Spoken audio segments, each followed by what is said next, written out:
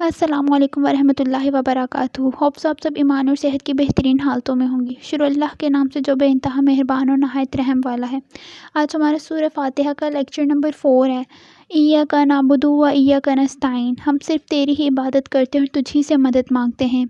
دیکھیں، ایاک نعبد یعنی اس آیت سے پہلے اللہ تعالیٰ جتنی ہم نے آیتیں دیکھی ہیں اس میں اللہ تعالیٰ کی بزرگی، بڑائی، تعریف بیان کی جا رہی ہے، اور اس کی نعمتوں کے بارے میں بیان کیا جا رہا ہے، اس کے رحم کے بارے میں بیان کیا جا رہا ہے۔ ایاک نعبد، اس آیت میں سورت کے شروع میں دیکھیں ہم نے حمد بیان کی، اور اس کے بعد اس آیت کے بعد ہم اللہ تعالیٰ سے مخاطب ہیں۔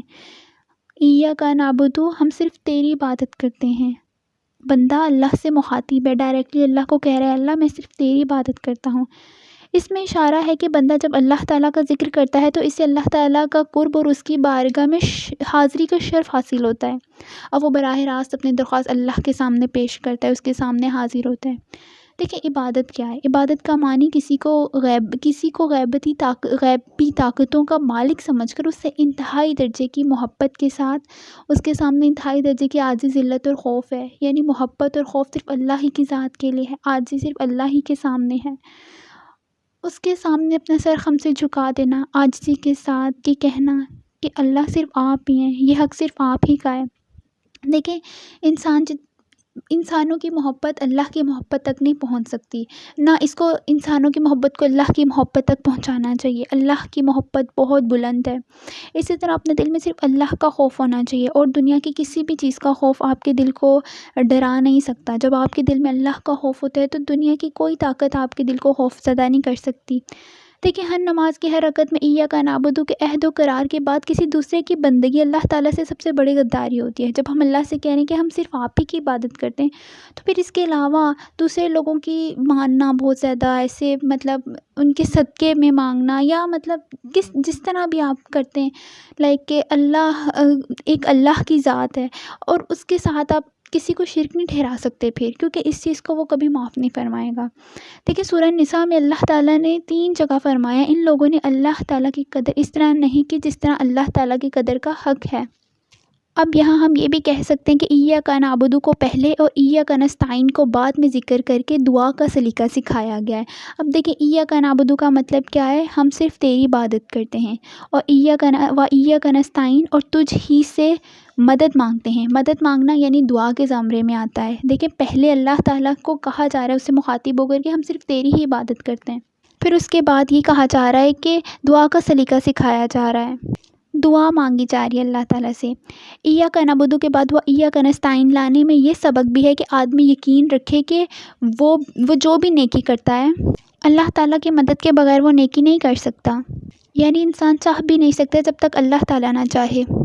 بعض جگہ یہ کہا گیا کہ سورہ فاتحہ قرآن پاک کا خلاصہ ہے، اور ایاک نعبد و ایاک نستعین سورہ فاتحہ کا خلاصہ ہے، کیونکہ اس میں نچوڑ آ جاتا ہے ہر چیز کا، نعمت کا، رحمت کا، دعا کا، تعریف کا، ہر چیز اس میں سما جاتی ہے۔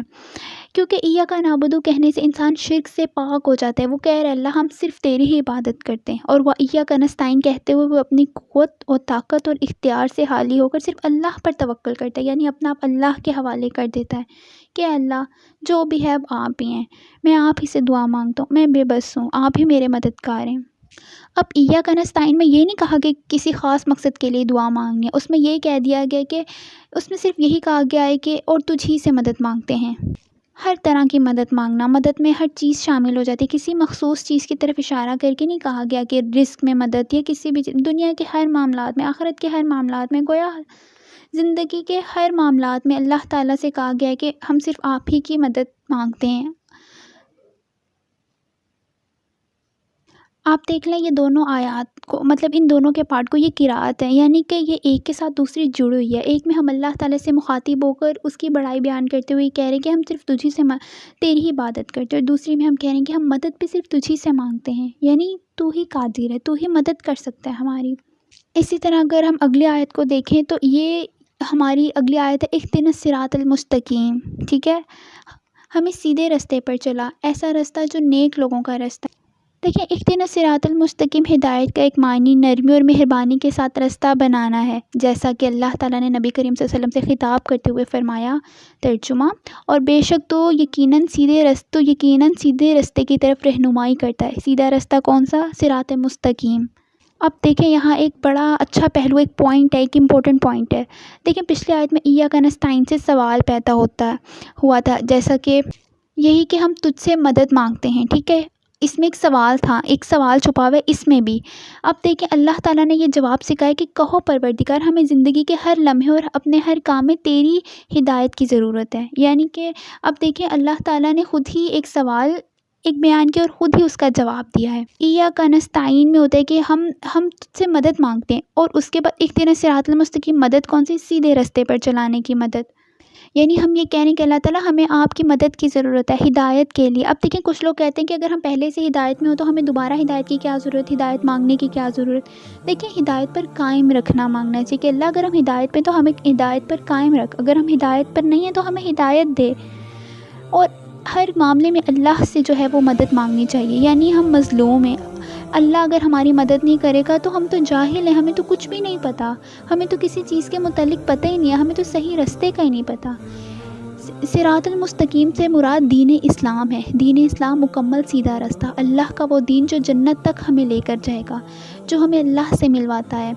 یہی ہمارا دین ہے جو اللہ کو پسند ہے۔ کتنے مذہب تھے، ان سب مذاہب میں صرف یہ ایک اللہ کو پسند ہے، دین اسلام۔